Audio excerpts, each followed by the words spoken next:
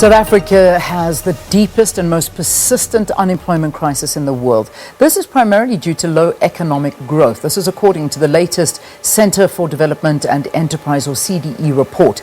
It's entitled 10 Million and Rising: What it would take to address South Africa's job bloodbath. Well, to discuss this, we're joined in studio by Ann Bernstein, CDE's Executive Director. Ann, good to see you. Welcome. Thank you. Quite dramatic, I must say. I mean, when you look at all of this, saying that, we are consistently for the past 40 years, the economy has not grown enough to sustain jobs. What's happening here? Well, to put it very simply, you could say that under apartheid, we excluded the majority of people from the economy and economic opportunity.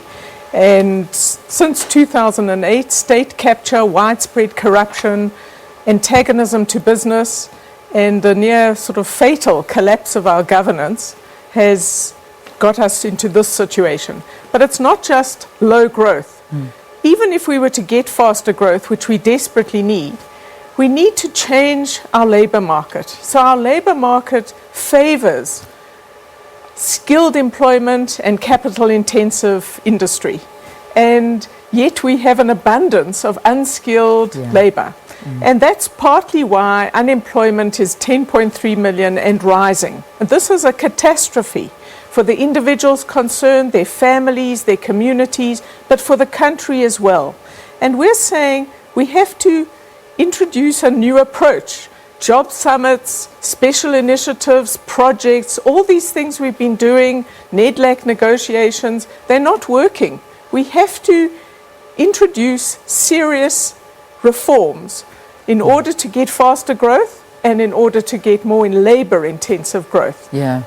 I mean, are we perhaps, we obviously we don't have the right skills, because last year and the year before, all we heard, and it was almost like a mandate, that every time anybody in government opened their mouth, they would go, the 4IR, the fourth industrial revolution, the fourth industrial revolution, and yet, are we upskilling the population here in South Africa to step up to this challenge and actually move forward? Because I am hearing just stories of people that are losing their jobs and not getting jobs because they don't have the right skills. Look, there are two issues. The one is that South Africa has failed to build a skilled workforce for many generations now, and under democratic South Africa we've not done much better, if at all.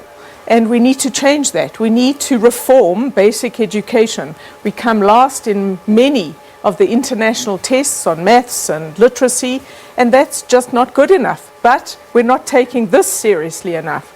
On the other hand, there are many developing countries which have equally bad skills as South Africa, and they're doing much better than us. So the unusual thing about this country is that we have deliberately chosen to go for a high-skilled, sort of high-wage growth path, and this has failed. We have to introduce labor reform so that our manufacturing and many other sectors, and sectors you and I don't know about, are going to employ more and more people. We should stop talking so much about the fourth industrial revolution, which the Deputy President can't define and many other people can't define, and we should worry about making sure that South African learners at schools can read and write and count. That's much more important. It's quite interesting, because you look at our matric pass rate and we all jump up and down praising the fact that, our matric pass rate is increasing. I think we had about 81% matric pass rate this year. And yet, when we look at the data of the youth, and predominantly the youth, they are the ones that are not getting the jobs. Well, you should ignore the matric pass rate hullabaloo. Exactly. It's irrelevant to how South Africa is doing.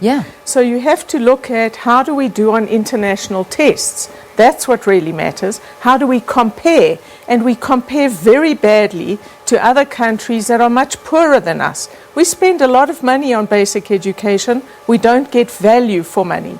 And the problem is, we have lots and lots, millions of young people coming out of our schools, badly educated, through no fault of their own. Often they come from families where nobody works, and we have deliberately chosen to discourage unskilled employment. We make it harder for employers to employ people who've never worked before, because it's expensive and costly because of the hiring and firing relationship. Our bargaining structures where wages are negotiated are often extended to people who are not part of that, to firms that are not part of that negotiation. So there are lots of examples of how we have to change the labour market. And we're saying this crisis of unemployment is really serious. We need to take it much more seriously. We are not making progress, and we need to grapple with the hard reforms that are required. We understand this is politically challenging.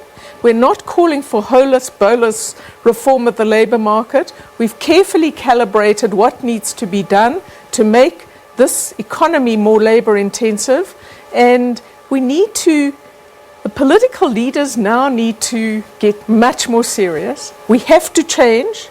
We need a serious strategy of reform that includes changing the conversation in the country about how we are different from other developing countries and how we change so that we can make progress, which is possible.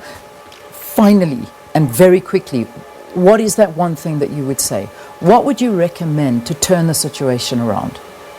We should stop avoiding reform. We should stop tweaking and fiddling. We should deal with the central issues and adopt a reform strategy that requires serious consideration of how you build allies around the reforms that are absolutely essential, and how we communicate incremental progress and build a majority in this country behind the changes we have to make to get faster growth and much more labour-intensive economy and growth. All right, Ann, thanks so much for talking to us here on the program. Ann Bernstein is the Executive Director of the Centre for Development and Enterprise, or CDE. Their latest report on the economy and unemployment crisis indicates that skills shortages and poor policies are to blame for the country's low economic growth. Quick break. Public